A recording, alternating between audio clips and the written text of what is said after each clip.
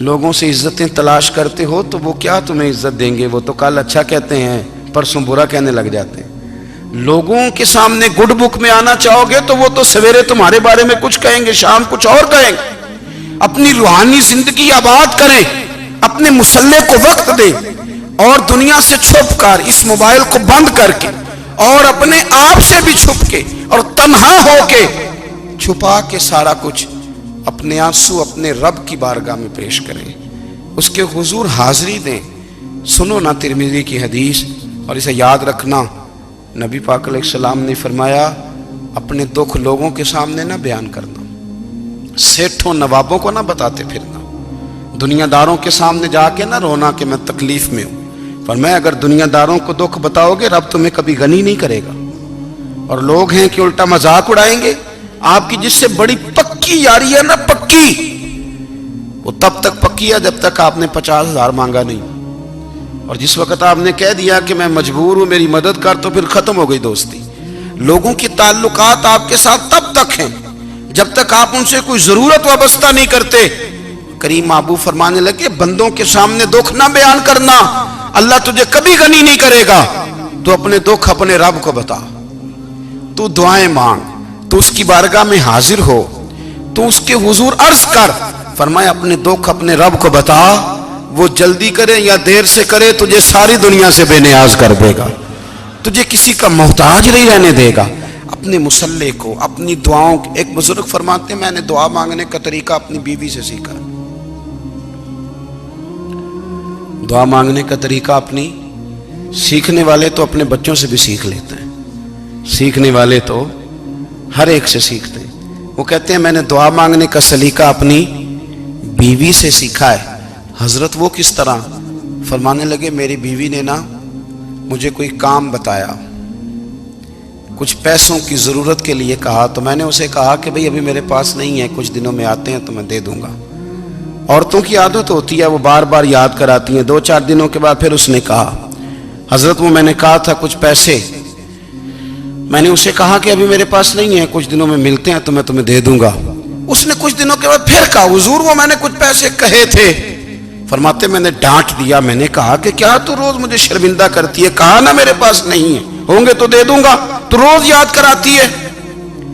فرماتے ہیں اس نے پہلے تو میری ڈانٹ کو سہا، پھر میرے سخت جملوں نے اس کی آنکھوں میں آنسو پیدا کر دیے، پھر اس نے اپنے آنچل میں اپنے اس دکھ کو سمیٹا، اور پھر اس نے ایک جملہ کہا تو میں رو پڑا، اور مجھے اپنے رب سے مانگنے کا طریقہ آ گیا۔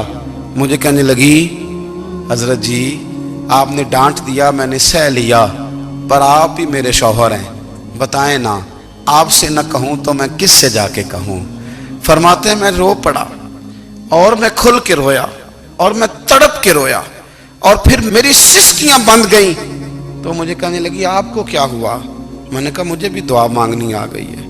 جب میں اسے کہوں گا نا اللہ تو ہی میرا رب ہے، میں تجھ سے نہ کہوں تو میں کس سے جا کے کہوں؟ میں کیوں کسی بندے سے سوال کروں؟ میں کیوں کسی دنیا دار سے کہوں؟ میں تیرے بندوں کا، نیک بندوں کا وسیلہ لے کے، تیرے محبوب کی غلامی لے کے تیری بارگاہ میں آئیں، تجھ سے نہ مانگوں تو کس سے مانگوں؟ سمجھ آ گئی ہے؟ جب میں اس رنگ میں مانگوں گا تو پھر رب میرے اوپر بڑا ہی فضل فرمائے گا، وہ میرے اوپر بڑی رحمت کرے گا، وہ میرے لیے آسانیاں کرے گا۔ عزیز دوستو ہم اس طرح کرنے لگ گئے ہیں کہ ہم نے نا اپنے تعلقات پر اعتماد کرنا شروع کر دیا ہے۔ میرے تعلقات بہت ہیں، ہم نے اپنی دولت پر اعتماد کرنا شروع کر دیا ہے، میرے پاس دولت بہت ہے۔ ہم نے اپنے علم پر، اپنی شہرت پر اعتماد کرنا شروع کر دیا ہے کہ میرے پاس فلاں چیز بہت ہے۔ یاد رکھنا جب بے نیاز اپنی صفت بے نیازی دکھاتا ہے تو بڑی بڑی دولتوں والے مجبور نظر آتے ہیں۔ بھائیو جب انسان کا رشتہ اپنے مالک کے ساتھ ہوتا ہے پھر تو غم بھی کچھ نہیں کہتے، پریشانیاں بھی کچھ نہیں کہتی، پھر تو زندگی صبر والی، پھر تو زندگی توکل والی، پھر تو زندگی بھروسے والی، پھر انسان اپنے آپ کو رسوا نہیں کرتا، دنیا داروں سے امیدیں اس کی ختم ہو جاتی، امیدیں اللہ رسول سے لگا لیتا ہے، مضبوط ہو جاتا ہے، مضبوط، طاقتور ہو جاتا ہے، خوددار ہو جاتا ہے، باوقار باعزت ہو جاتا ہے۔ حضرت بہلول دانا رحمت اللہ علیہ بیٹھے تھے تو ہارون رشید حج کر کے آ رہا تھا،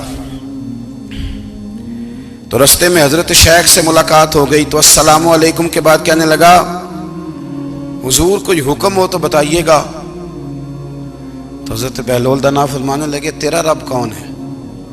اس نے کہا اللہ. تو فرمایا میرا کون ہے؟